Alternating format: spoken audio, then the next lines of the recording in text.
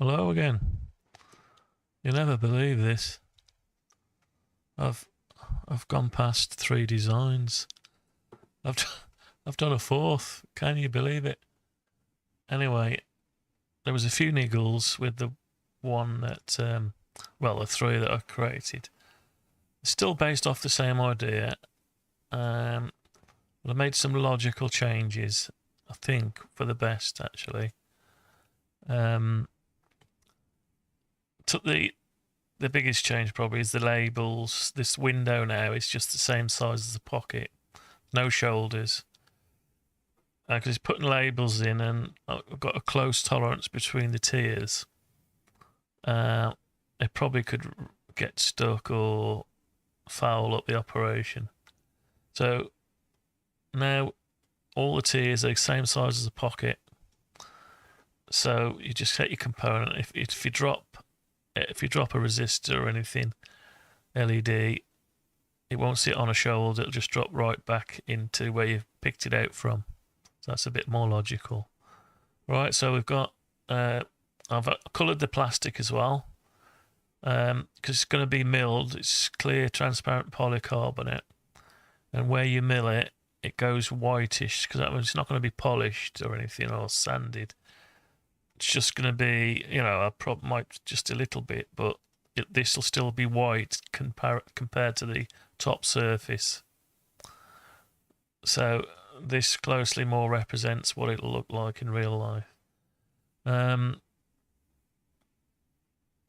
So we've got 3 tiers, A, B, and C, and we can go from 1 to go from A5. No label here. A7, so there's a pocket there, which is A6.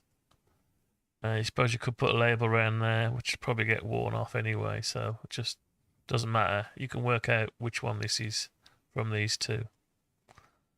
Okay, so these are little labels you can print out, stick them on. You can put your component values you want. I've just put locations, so you can keep it as locations, and you can just reference it on a chart or an Excel spreadsheet or something. But I mean, if you've got certain parts, you'll know what they are anyway, just by looking at them. Anyway, right, so we've got that. So it goes all the way up to,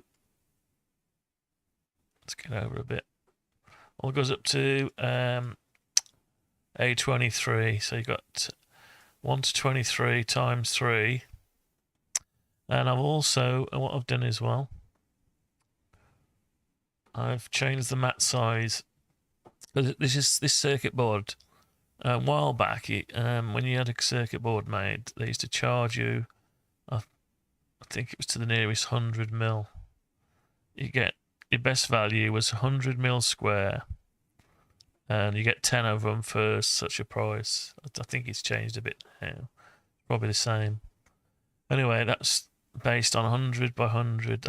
I designed it on the best price-wise ability to create.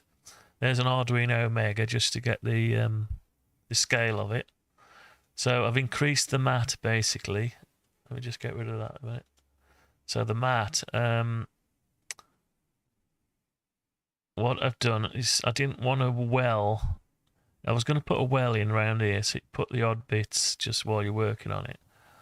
But then I thought I'm going to have another mat in there to cover, or it'll look a bit awful. So I thought, let's tell you what, we'll just have a thinner rubber mat, and we'll have a natural recess on it. Can you see it there? So there's your polycarbonate, and then you've got a natural, let's have a look, 2 mil recess. So 2 mil recess. This is 3 mil deep. You got 3 mil from there to there, so your rubber mat will be 1 mil thickness, and you'll have a 2 mil recess. So, and as you can see, if you put your circuit boards on, this is probably crazy, the amount of work that's gone into this to even show the design, really. I mean, this is kind of work you'd put into if you're doing a Kickstarter. But anyway, so there's one of those circuit boards. Let's have a V1. Right, this is made. Did make this one with the unexpected makers, Tiny Pico. I built that one, but I made a mistake on the board. I needed some logic level conversion for the Wiegand reader. Anyway, won't go into too much detail. So I changed that for version 2. And I ended up making it with... Sorry, Sion. I ended up making it with an ESP32 node MCU. But I could change it as well. But I mean, I was just trying to keep the costs right down anyway. So that was that one. And we got a little TAC module, temperature axis control module, just for scale. So these are neopixels and a LiDAR and a thermopile. So that gives you a bit of scale on it. I didn't intend this to be an advertisement. Anyway, let's get rid of that. So let's get rid of the mat. I've got to rush actually. I've got to get going because I'm going to have some lunch. I'm already late. So anyway, let me just get this done. So the bearings have arrived today. Let me just show you them. What a letdown that was. They're in this little bag here. They weren't in the bag when I had them. You don't believe these 4 little... Can you see them 4 little ball bearings? Hang on. Can you see them? I put them in a screw bag just to... Yeah. They're supposed to be 20 in the envelope. And they came in a jiffy envelope that was half open. And the ball bearings, all that was left in there was 4. And I opened it up and I was surprised to see loose ball bearings, not in a little baggie. Anyway, so I sent them a message. I haven't heard anything back. It's got the springs as well. There's the 2 springs. They're 45mm springs. You can't see them really good, can you? Anyway, don't matter. They're in there. And I tend to cut them to size, so that'll probably do the trick. Right, so let's go quickly. So, top cover. Let's just go down the list. So cover. Then you got your first A tier. I've just laid the bottom in red. Okay, and let's go down. Right, that's A. But this next one's in yellow. I mean, it obviously won't be in yellow. It'll just be like the rest of this stuff here. Right, so then you got the B one. There's no pocket here, it's just a blank. Okay. And you got your bearings haven't changed any. The only thing I've done is, yeah, I've moved. If anyone's noticed, I've moved. Let me just bring these back again. Where's the lid? Cover. And the mat. Yeah, keep the mat off. So these holes here, I put the 6mm hole all the way through. There, these holes were like registry holes for fiducials. They were here. I've got rid of them out of there. I've moved them to the outside because once your mat's on, you can't really get to them anyway. And I've also made it so you can this dowel have to be drilled and tapped, and you can screw your top screw to hold your top plastic on, and your bottom screw to hold your bottom plastic onto the dowel. So there's no chance they can fall apart, you know. It's held from there, but you can easily undo and take it apart if you want to.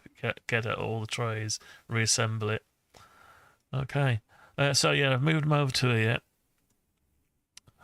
Now, what you can do, when you finish the day, just line these back up and put an M6 bolt through it, you know, or cap head screw, or just a rod, or it could even be made into a handle again that goes across there.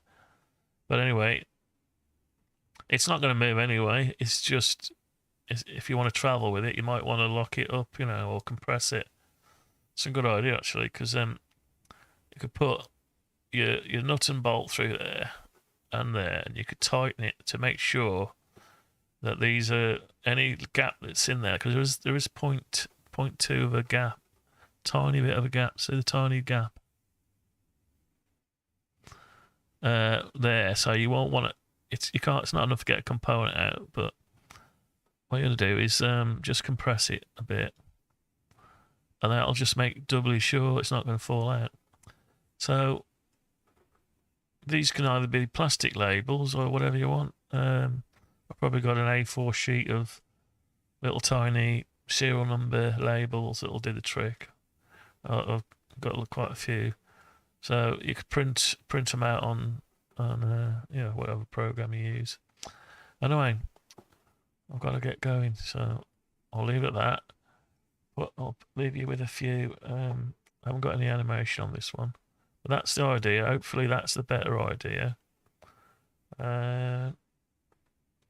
Just leave you with that one, the Arduino Omega, for a bit of scale.